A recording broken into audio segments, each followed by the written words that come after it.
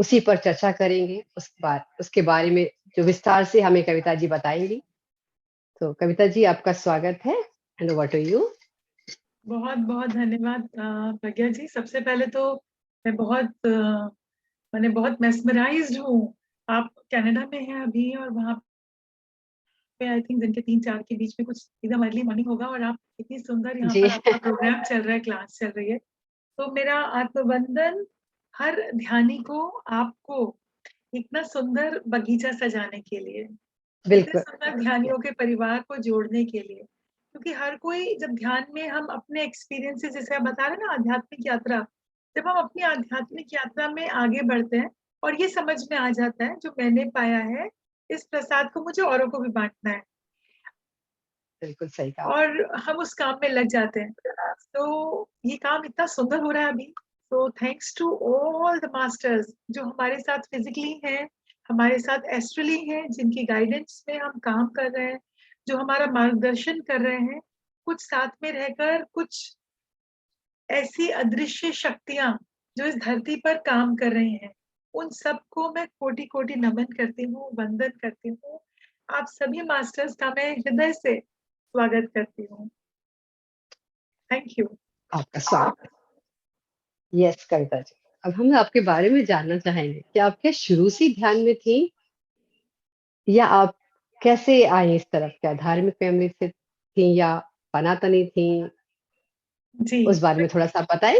जी और जी अपने जी। एक्सपीरियंस, ध्यान के अनुभव कैसे रहे आपके? प्रज्ञा जी, मतलब मैं इसको ऐसे बताऊंगी कि अभी जैसे हम ध्यान जब करते हैं ना, सो अभी जब हम ध्यान की बुक्स पढ़ते हैं, असेंशन की बात होती है, थर्ड आई मास्टर की बात होती है, चक्रस की बात होती है, तो ये सारी वो बातें, वो कॉन्सेप्ट, वो चीजें हैं जो मुझे नहीं पता थी बचपन से। अभी पर थर्ड आई मास्टर क्या होता है मैं नहीं जानती थी, दिव्य नेत्र, त्रिनेत्र नहीं पता था। बट इंट्यूशन मेरी बचपन से बहुत स्ट्रांग थी। मतलब मुझे जैसे आभास होता है ना, चीजों का पूर्वाभास हो जाता है, वो मेरे अंदर था। क्वालिटी कुछ होने वाला है, उससे पहले मुझे उसके संकेत मिलते थे, मुझे समझ में आता था कि ऐसा होना है। जैसे उसका एक बड़ा छोटा एग्जाम्पल देती हूँ। मैं हंसती थी, मेरी बुआएं थी, 6 बुआएं, हम लोग 3 बहनें हैं।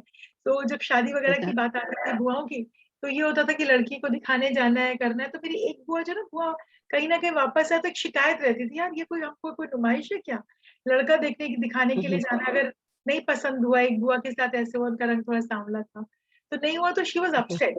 हाँ, तो ये चीज हम लोगों के मन में ऐसा था, तो मैं बोलती थी कितना मेरे को तो ऐसा कभी ऐसा चाहिए ही नहीं, इस पैटर्न चाहिए ही नहीं कि मुझे किसको दिखाना है, कोई फोन ही दिखाओ, पढ़ के दिखाओ, चल के दिखाओ, गा के सुनाओ।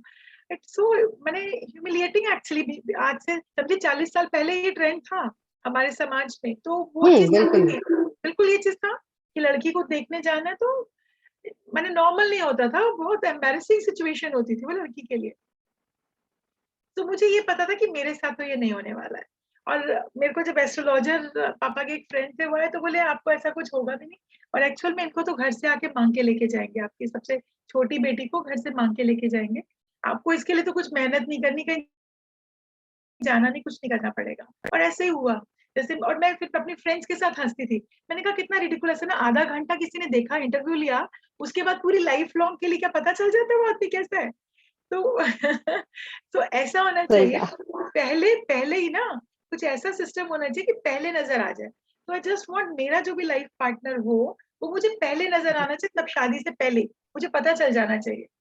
और मैंने मेरे बोर्ड एग्जाम दिए थे, मैं I think I was hardly 17, और मैं कलकत्ता अपनी नानी के घर गई थी। वहां मेरे रिलेटिव है, उनके रिलेटिव उन्होंने बुलाया हुआ था डिनर पे, हम लोग साथ गए थे। अब my six sense is telling he is the one with whom you are going to get married। And मैं सबकॉन्शियस माइंड से बात चलती, मैं कह रही हूँ नहीं यार, ये मुझे पसंद ही नहीं आ रहा, एंड कैलकाटा, ये this place is not for me, मेरे को दिल्ली छोड़ करके नहीं जाना यहाँ पर, और ये लड़का भी मुझे बिल्कुल पसंद नहीं आ रहा है। तो बोले यू लाइक इट और यू डोंट, अरे यार कुछ छोटी छोटी चीजें, जबकि लुक्स वाइज नहीं, मतलब उनके जैसे हम साथ में डिनर पे गए, तो the way he was speaking, हम बोलता है, हम खाता है, हम जाता है, हम, तो वो कलकत्ता का स्टाइल और दिल्ली का स्टाइल बोलने का, हर चीज का बहुत डिफरेंट है। तो मुझे बड़ी हंसी भी आ रही थी मन मन में, and I was like I am not like it, and actual में उनसे ही मेरी शादी हुई। तो ऐसे मुझे ना चीजों का इंट्यूशन होता था।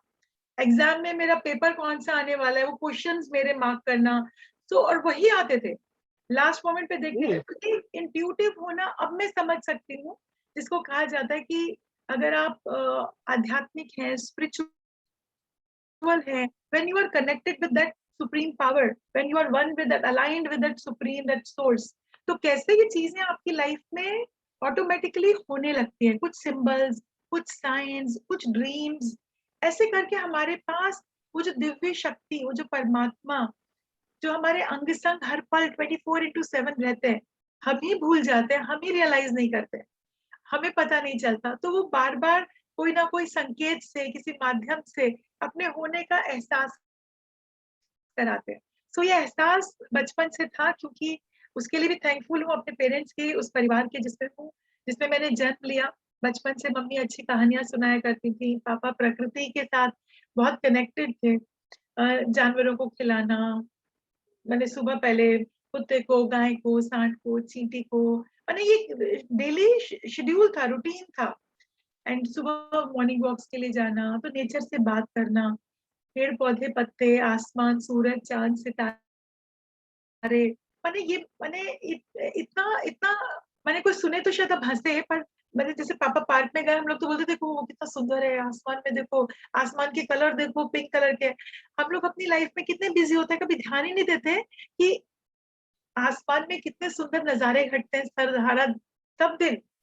सुबह के टाइम अगर आप उठते हैं जल्दी, आप देखो आसमान में, शाम के टाइम जब सूरज डूबता है तब आप देखो आसमान में कितने सुंदर नजारे घटते हैं। तो वो जो प्रकृति से कनेक्शन था, वो मेरे पापा हर वक्त हम लोग को बताया करते थे बचपन से। पार्क में लेके गए तो देखो तितली कितनी सुंदर है, देखो फूल कितना सुंदर है, ये कलर कितना सुंदर है, खुशबू कितनी अच्छी है। तो ये जो एक प्रकृति के साथ एक कनेक्शन था, ये बचपन से as a gift by my parents was given to me. तो इसको आप स्पिरिचुअलिटी बोलो, अध्यात्म बोलो, रिलीजन नहीं बोलूंगी क्योंकि रिलीजन बिल्कुल। रिलीजन के लिए भी बड़ा इंटरेस्टिंग था। रिलीजन, मेरी मम्मी आर्य समाजी फैमिली से थी और पापा सनातनी फैमिली से थे, तो हमको दोनों चीजें दिखती थी और हम देखते थे मम्मी पापा में प्यार और बहुत स्पेशल बॉन्डिंग है। तो दोनों एक दूसरे को बहुत रिस्पेक्ट करते थे, प्यार करते थे, एट द सेम टाइम एक दूसरे को बहुत स्पेस भी देते थे। अगर पापा को मंदिर जाना है, या समझिए ऋषिकेश हरिद्वार हर 6 महीने में जाना है, वह साधुओं का भंडारा लगता था, उनको 100 जनों को, 200 जनों को, जितने आते थे उनको खिलाना, ये हमने बचपन से देखा। और मम्मी को हवन करना है, तो पापा मम्मी के साथ हवन में बैठते थे, मम्मी पापा के साथ वृंदावन जाना है, मंदिर जाना है। तो हमारे सामने दोनों चीजें बहुत बैलेंस तरीके में, बहुत अच्छी तरीके से थी। अब ये चॉइस हमारी थी कि हम क्या फॉलो करें, हमको क्या अच्छा लगता है। तो इस तरह से लाइफ की जर्नी स्टार्ट हुई। मंदिर भी जाते थे, वृंदावन भी जाते थे, ऋषिकेश हरिद्वार जाते थे। सेवा की भावना बचपन से ही आ गई थी कि कैसे साधु संतों को खिलाना है, दान देना है, ये सब चीजें हमने बचपन से सीखी।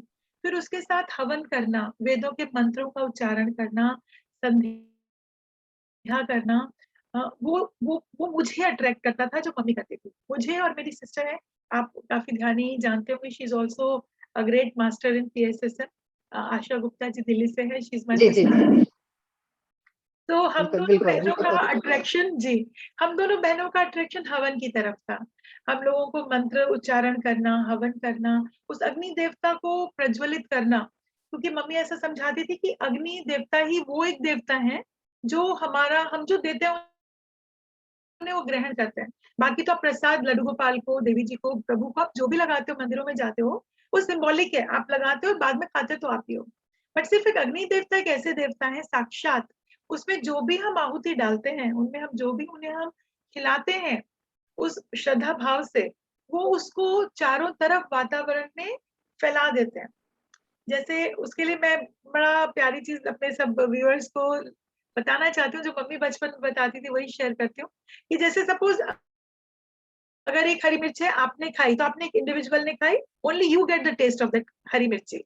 अगर उस एक हरी मिर्ची को आप कूट देते हो, पीस देते हो, और अपनी भगोना भर दाल में, अपने घर में 6-7 जनों की फैमिली में आपने वो मिर्ची डाल दी, उसको कूट कर, तो पूरी उस दाल में, उसमें एक मिर्ची का टेस्ट भी आ जाता है, खुशबू भी आ जाती है, फ्लेवर भी आ जाता है, and the entire family Yeats.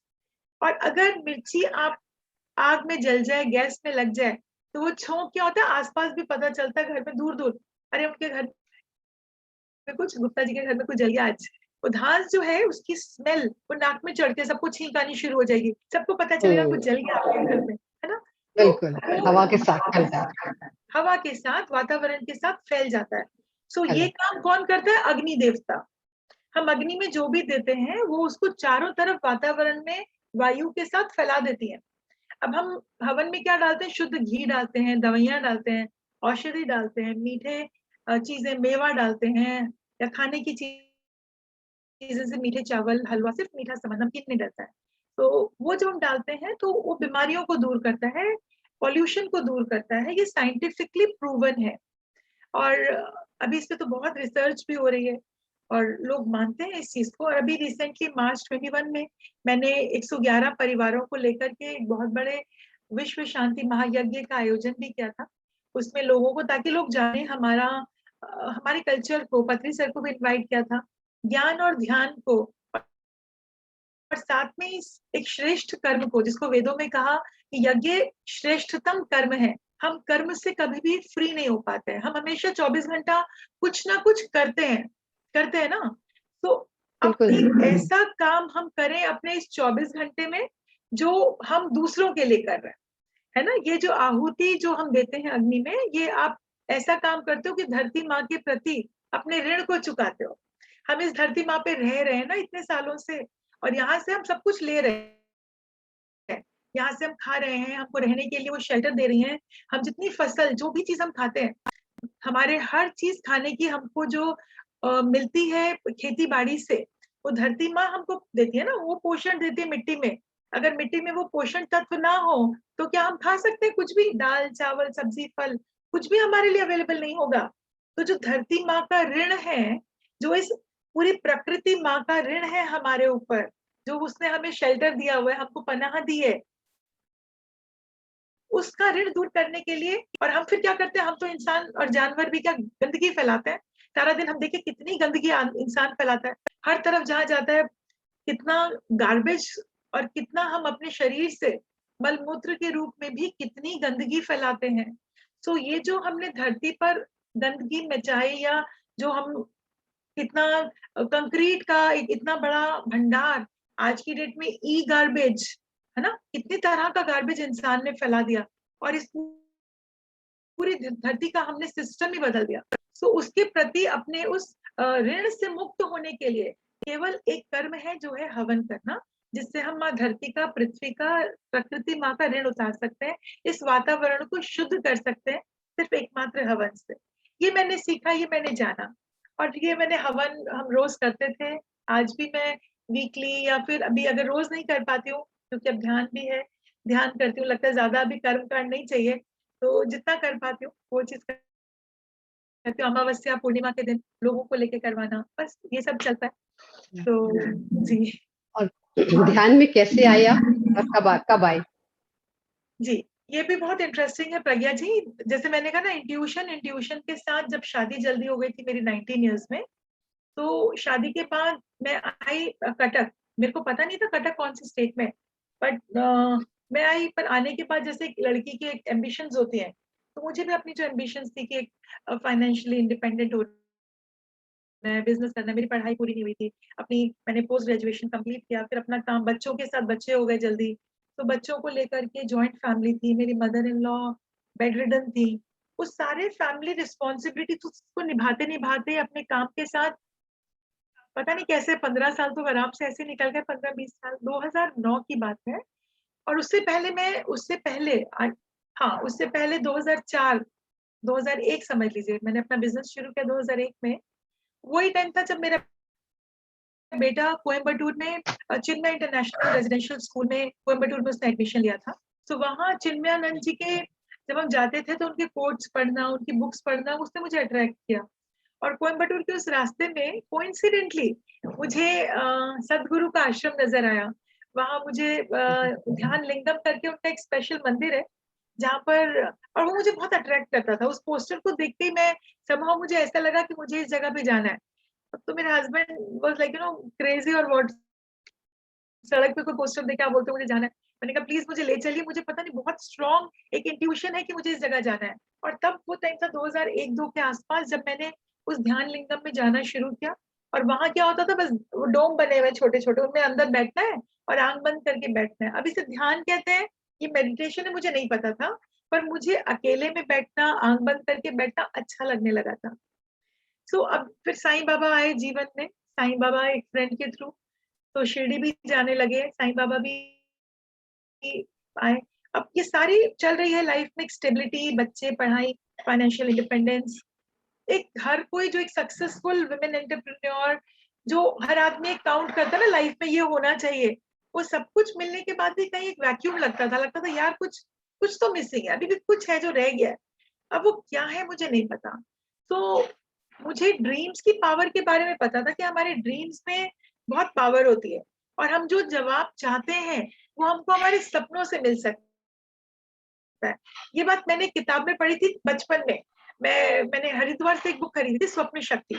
सो वो बुक वो मेरे माइंड में था। सो अपने मैंने बस इन्वोक किया उस पावर को कि अगर एक्चुअल में ये सच है, तो मुझे भी अगर क्या वैक्यूम, क्या कमी है, वो मुझे उसका आंसर मिल जाए।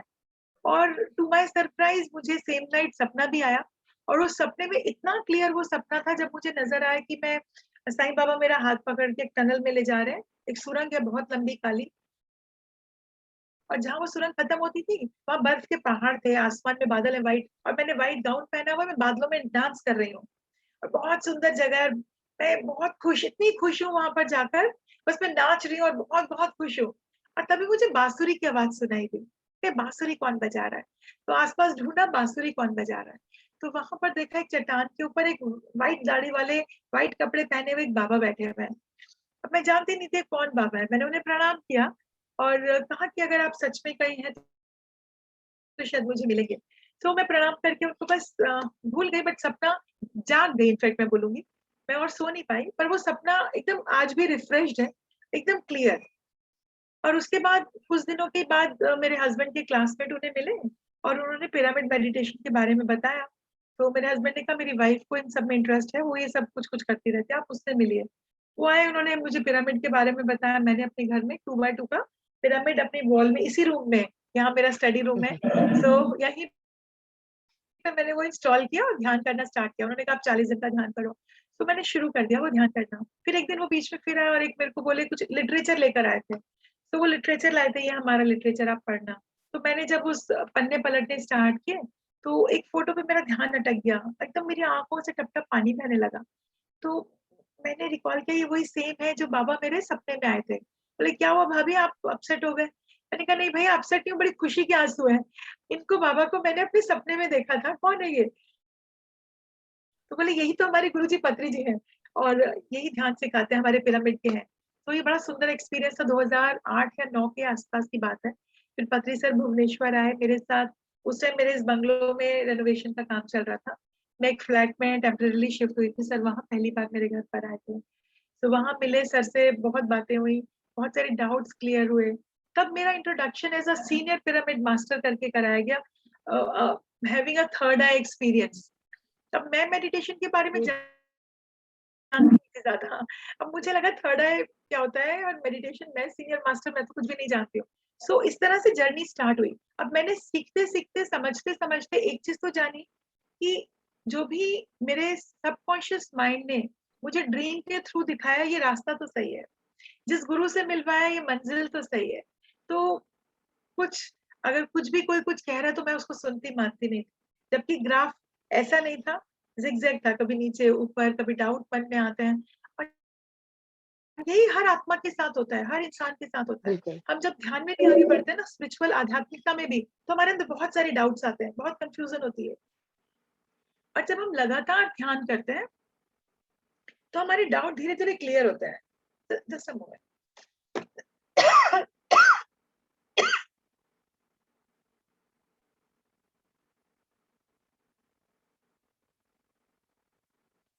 सो मैं सबको यही कहूंगी कि अपने अंदर की,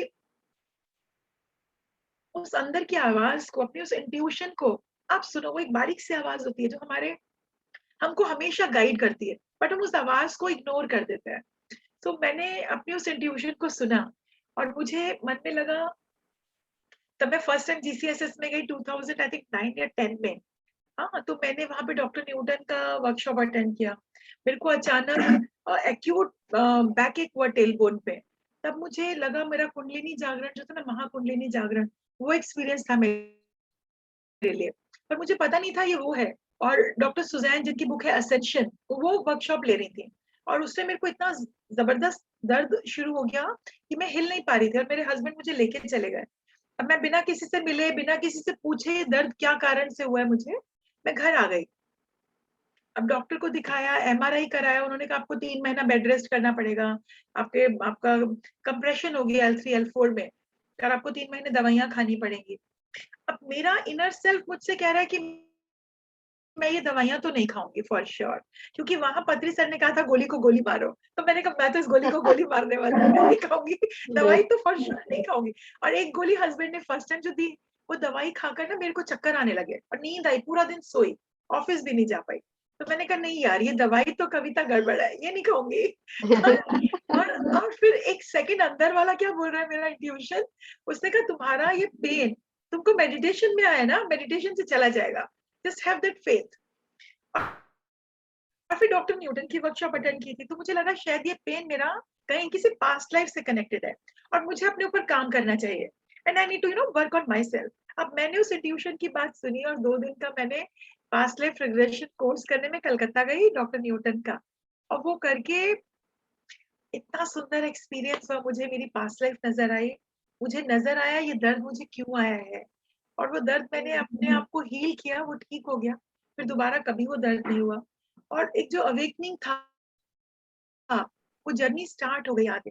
और तब मुझे ये समझ में आया कि मैं सीखूं, जैसा मेरे लिए डिफिकल्ट होता है बीइंग अ वर्किंग वुमेन, मैं बार बार दूसरे शहरों में, कभी बैंगलोर या कलकत्ता या बॉम्बे नहीं जा सकती हूँ, पर मैं जानती हूँ तो मेरा रोल, अगर उड़ीसा मेरी कर्म भूमि है, मुझे उस मेरी पास्ट लाइफ में अपना उड़ीसा होने का पर्पस भी नजर आया, कि क्यों ये मेरी कर्म भूमि है, क्यों मुझे दिल्ली से उठा करके यहाँ लाया गया है।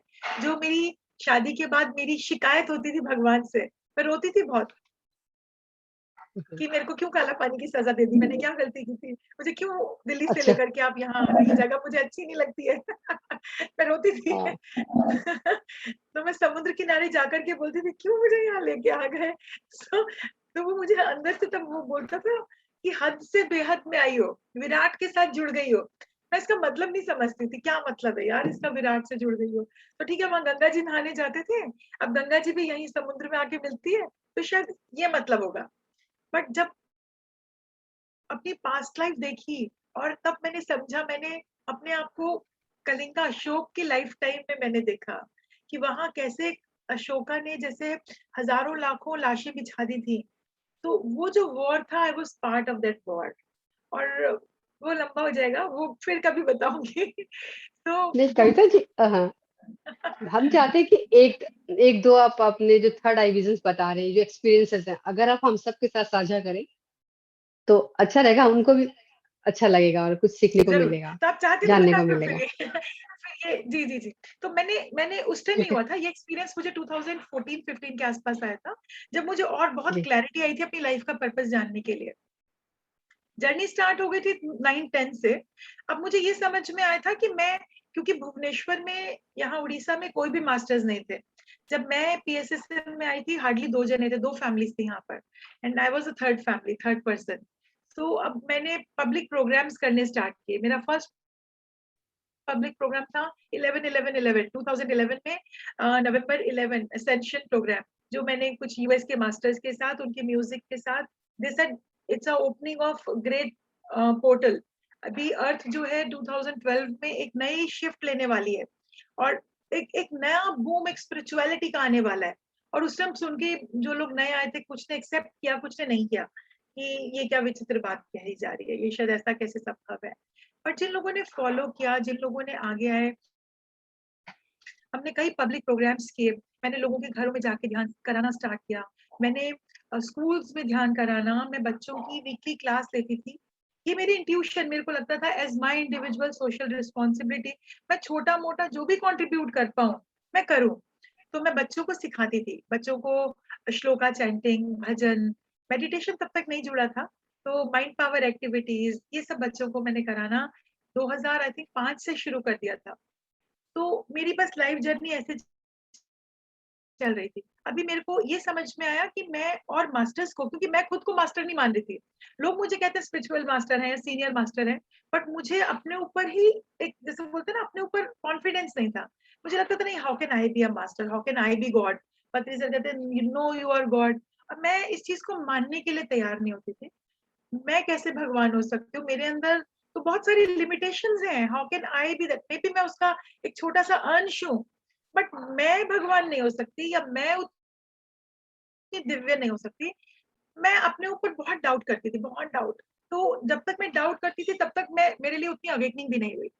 तो मैं इन्हीं चीजों में घिरी थी। पर एक चीज समझ में आई कि मैं एक चीज तो कर सकती हूँ, मैं सीनियर मास्टर्स को और इनवाइट करती हूँ, ताकि मैं भी सीखूं, और जब मैं ही सीख रही हूँ तो मैं अपने साथ औरों को क्यों ना जोड़ूं। तो मैंने अपने फ्रेंड्स को और लोगों को, मैंने बहुत लोगों को कनेक्ट करना स्टार्ट किया, और मैंने लोगों को इनवाइट किया। मैंने ऐसे वर्कशॉप्स रखनी स्टार्ट की, फ्री प्रोग्राम्स, कभी पेड वर्कशॉप्स। मैंने कनाडा से काय क्रिश्चियन, डॉक्टर रे चंद्रन, विशाल जी, हम लोगों ने अखंड ध्यान का प्रोग्राम किया था। ज्ञानेश्वर जी को इनवाइट किया, फर्स्ट टाइम पीवी रामराजू जी को इनवाइट किया। सब फर्स्ट टाइम, मतलब मैंने ही इनिशिएटिव लेके बहुत सारे मास्टर्स को बुलाया। तो धीरे धीरे मेरी जो फ्रेंड्स थी, कुछ लोग तो बोले ये गॉन केस हो गई है। तो मेरी फ्रेंड का, मेरी बेस्ट फ्रेंड थी, उसका बेटा, आई डोंट नो आप लोग को जानते हैं, अभी आज पीएसएसएफ का यूथ आइकॉन है साहिल। तो वो छोटा था, उसकी मम्मी बोलती थी तू भी, तूने कविता आंटी का झूठा खा लिया क्या, जो तू कविता आंटी जैसी बातें करने लग गया, मेडिटेशन की अच्छा। बात। तू दूर रह, उससे दूर रह कर। तो ऐसे करके ना उनको डर लगता था, मेरे हस्बैंड को डर लगता था, क्या तुम घर छोड़ के चली जाओगी क्या, तुम संन्यास ले लोगी क्या, मैंने what are you up to यार, तुम क्या कर क्या रही हो। तो इस तरह से जर्नी स्टार्ट हुई, और औरों को भी आई कैन से ये मैं कर पाई, उसके लिए I am so thankful, I am so grateful to the universe for choosing me to do this noble cause. And फिर 2015 में ये बड़ा इम्पोर्टेंट था, जब 3 दिन की मेरी वर्कशॉप मैंने रखी थी विशाल अवतार जी के साथ, कलकत्ता से इनवाइट किया था। उनके साथ हम लोगों ने, फिर हमारा जो ध्यान परिवार था उड़ीसा में बहुत बहुत वाइड होता चला गया, बहुत सारे लोग जुड़ते चले गए। सो उसमें सारिका सराफ भी एक है, सारिका जैन है, मेरी फ्रेंड्स है सारी, ऋचा गुप्ता मेरी फ्रेंड है, ये सब मेरी फ्रेंड्स है, कविता दीक्षित जी मेरी फ्रेंड है, जो बस मैं इंस्ट्रूमेंटल बनती चली गई, और लोगों की लाइफ भी ट्रांसफॉर्म होते चली गई। So I am thankful again, you know, कि मैं ये करवा पाए, मैं इंस्ट्रूमेंट बन पाई इस काम के लिए। तो बस ऐसे रहा। 2015 का ये बड़ा रिमार्केबल पॉइंट था, जब 3 दिन की वर्कशॉप थी, हमने उसका नाम रखा था योग ध्यान निर्वाण, योग ध्यान निर्वाण। तो बड़ी इंटेंस वर्कशॉप, बहुत प्रोफाउंड वर्कशॉप थी, बुद्ध मंदिर में मैंने ऑर्गेनाइज की थी, जहाँ बुद्ध भगवान का स्टैच्यू था। और वो 3 दिन की वर्कशॉप में इतनी प्योर एनर्जी थी, and I am thankful to Vishal Avatar ji also, जिनके साथ मैंने उनके साथ बहुत काम किया। मेरे को उस टाइम फर्स्ट टाइम ऐसे एक्सपीरियंस हुआ, मैं ध्यान करने बैठी थी, मुझे लगा जैसे वो सामने बुद्धा का जो गोल्डन स्टैच्यू है, उसमें से गोल्डन लाइट निकल के आ रही है, और वो मेरे तक आ रही है, और मुझ तक वो गोल्डन लाइट आ रही है, आ रही है, आ रही है, आ रही है, इतनी ज्यादा आ रही है कि gradually I saw myself as a golden Buddha. मेरे को लगा मैं कन्वर्ट हो गई हूँ, मैं बैठी हुई हूँ, तो वो जो मूर्ति सामने थी, वो मूर्ति मैं बन चुकी हूँ। तो मैं बड़ी अमेज थी कि ये क्या हो गया, एकदम मैं हिल नहीं पा रही हूँ। बट वो जो क्वेश्चन था ना अंदर, how can I be God, वो नजर आया कि यस यू आर दैट। वो डाउट जो थे वो क्लियर हुए, अपने आप को, अपनी पावर को एक्नॉलेज करना, रियलाइज करना, और उसको मानना, है ना, उसको जानना, जान के समझ के, ये बहुत इंपॉर्टेंट था मेरे लिए। फिर मेरे को नेक्स्ट डे की क्लास, 3 दिन की वर्कशॉप थी, बहुत क्लैरिटी आई उसके साथ। नेक्स्ट डे की वर्कशॉप में भी ऐसा इंसिडेंस हुआ, जब मुझे माँ काली नजर आई, और माँ काली नजर आई, और ऐसा हुआ मुझे लग रहा है कि मैं ना अपना गला काट करके माँ की बलि चढ़ा रही हूँ चरणों में, और फिर दोबारा मेरे सर पे सर आ जाता है, फिर मैं सर काट रही हूँ, फिर बलि चढ़ा रही हूँ। ऐसा करके बार बार मैं अपना जितनी बार सर काटती हूँ, दोबारा सर आ जाता है, मैं फिर चढ़ा रही हूँ, ऐसा करके आ रहा है। तो मुझे उससे भी अंदर से मैसेज भी, ये क्या हो रहा है, मैं I was talking to myself, अपनी सबकॉन्शियस से जैसे हम बात करते हैं ना, तो है कि जो हमारी ईगो है, अपनी ईगो को कैसे चॉप करना है, कैसे काट के खत्म कर देना है। When you kill your mind, your arrogance, your ego, जो हमने अपने माइंड में इतने बिलीव्स बना के रखे हैं ना, I am this, I am that, उस सबको कैसे आप खत्म कर सकते हो अपने ध्यान से, वो मैंने जाना। और थर्ड डे के ध्यान में मुझे मेरी लाइफ का पर्पस क्लियर हुआ, जब मुझे अगेन मुझे इतना सुंदर एक्सपीरियंस हुआ। वहां पे हम ध्यान कर रहे हैं, और ध्यान करते करते मुझे ऐसा लगा मैं उस ये अशोका कलिंगा, ये जो उत्कल भूमि है, यहाँ के ही राजा हैं, रहे हैं उत्कल केसरी कलिंगा, अशोका, सम्राट अशोक, और जिनकी कहानी, जिसको पहले चंडाल अशोक कहते हैं, आप सब जानते होंगे, आई एम श्योर। तो मैंने देखा वो पूरा एक युद्ध का स्थल है, जहाँ हजारों लाखों लाशें बिछी हुई हैं, और पूरा खून की नदी बह रही है, और उसमें से एक बॉडी खड़ी हो रही है, और उसने कवच पहने हुए हैं, और उस कवच के साथ जब वो उठ रहे हैं, तो मैं पूछ रही कौन है ये, मैं देख रही हूँ, मैं खुद भी ना सन्नाटे में आ गई थी। मैंने कहा इन सब में मैं कहाँ हूँ, मैं इस सारे सीन को देख रही हूँ, मुझे दिख रहा है ये, पर व्हाट एम आई, मैं इसमें कहीं हूँ, एग्जिस्ट करती हूँ क्या, या मैं ये हूँ, ये जो खड़े हो रहे हैं, कौन है ये, बोले ये सम्राट अशोक है। वो पूरे खून में लथपथ है, पूरा वो लोहे के उन्होंने कपड़े पहने, और कवच पहना हुआ है, सर में पहना हुआ है, और वो भी चारों तरफ लाशों का ढेर देख करके एकदम परेशान। इतने में मैंने देखा कि एक औरत आ रही है, उसके लंबे बाल है, खुले, बहुत सुंदर। तो वो आके उसको कहती है, मैंने तुम्हें मना किया था ना, युद्ध से कुछ हासिल नहीं होगा, कुछ नहीं मिलेगा, तुमने मेरी बात नहीं मानी और नहीं सुनी। अब देखो उसका परिणाम, देखो तुम्हारे सामने ये है, ये लाशों के ढेर बिछ गए, तुम किस पे राज करोगे। तो अब सबकॉन्शियस माइंड बता रहा है ये तुम हो, कौन हूँ मैं, वो सम्राट अशोक की माँ, मैं उनकी माँ थी। फिर मुझे समझ में आया, ये जो वाह। उस समय उस वॉर को मैं रोकने में एक इम्पोर्टेंट रोल प्ले कर सकती थी, जो नहीं हुआ उस समय। होनी होती है जो होना होता है, पर मुझे लगा अब मेरा काम इस लाइफ टाइम में, अगर मुझे चुना गया है यहाँ आने के लिए, तो यहाँ एक प्यार का, एक अमन का, एक ध्यान का जो बीज बोना है, वो काम मुझे करना है, और पिरामिड्स बनवाने हैं। तो मैंने वो काम सिंसियरली, विद फुल डेडिकेशन, पत्री सर के आशीर्वाद से, मास्टर्स के आशीर्वाद से, वो काम स्टार्ट किया। मैंने जब सर को ये तीनों मेरे एक्सपीरियंसेस सुनाए, 2015 की बात है, सर ने मुझे उड़ीसा का पीएसएसए प्रेसिडेंट के रूप में घोषित किया कि आप प्रेसिडेंट हैं। हमने फिर उसके बाद एक बहुत बड़ा इवेंट, फर्स्ट बिग इवेंट, बहुत बड़ा इवेंट पब्लिक किया था, द डिवाइन यू, जिसमें 8-10 मास्टर्स को इन्वाइट किया था। बहुत अच्छा प्रोग्राम हुआ था वो भी। बस उसके बाद ये चीज शुरू हो गई, इनर जर्नी। तो हम जितना काम करते हैं अभी, तो we are all so thankful to corona. मैंने उसके ऊपर एक कविता भी लिखी, अवतार कोरोना, कि उसने कैसे आकर के पूरी इस सृष्टि को, जो एक चेतना थी ना, एक कॉन्शियसनेस पूरी चेंज कर दी इस अर्थ की। इंसान को समझ में आ गया, वो जिस भौतिकता के पीछे, भौतिकतावाद के पीछे, अपनी लग्जरी के पीछे भाग रहा था, ये सब किसके सुख के लिए है, शरीर के सुख के लिए। पर क्या हम शरीर हैं? हम अपने आप को एक्चुअल में पहचानते नहीं, हम हैं कौन। अपने वाइडर पिक्चर को हम देख नहीं पाते, हम समझ नहीं पाते हम कौन है। और जिस दिन हम ये जान जाते हैं अपने स्वरूप को, कि हम ब्रह्मास्मि, ये सब बातें सिर्फ पूरा ज्ञान नहीं है, जब आपके अनुभव में आता है, जब आप अपने उस आत्म स्वरूप को लख लेते हो, देख लेते हो, समझ जाते हो, और अपने आप को आप उस स्वरूप में जीने लगते हो, ये आपका लाइफ का हिस्सा बन जाता है। आप समझते हो कि हाँ, I am that divine soul, and मैं वो डिवाइन अगर सोल हूँ, तो मैं कंप्लीट हूँ। जैसे ऐसा समझे कि एक बच्चे ने यदि माँ से जन्म लिया, तो क्या माँ अधूरी हो जाती है? बच्चा भी पूरा होता है, माँ भी पूरी होती है। ऐसे ही वो दिव्य आत्मा उस परमात्मा से जब आती है, वो उस परमात्मा का ही स्वरूप है। जैसे एक पूर्णमासी का चांद अगर है, और नीचे हजारों घड़े बिछे हों, रखे हों, तो हर घड़े के अंदर उस चांद की पूरी परछाई आती है, अधूरी परछाई नहीं आती ना। ऐसे ही हम हजारों लाखों आत्माएं हो सकती हैं, पर हर आत्मा अपने आप में पूर्ण है।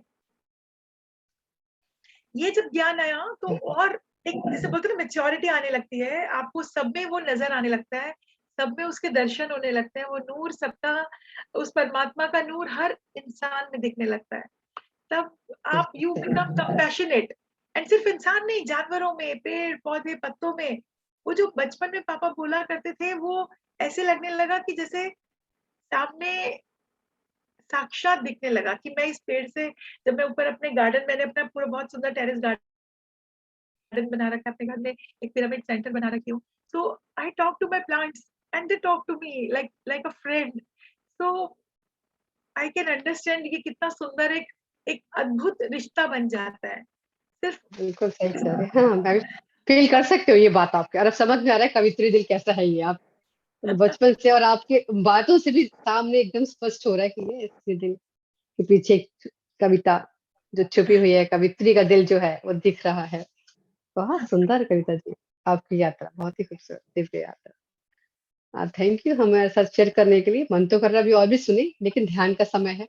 करना तो पहले था, बट शायद यूनिवर्स को ही चाहिए था आज क्या पहले हमारी आध्यात्मिक यात्रा हो जाए।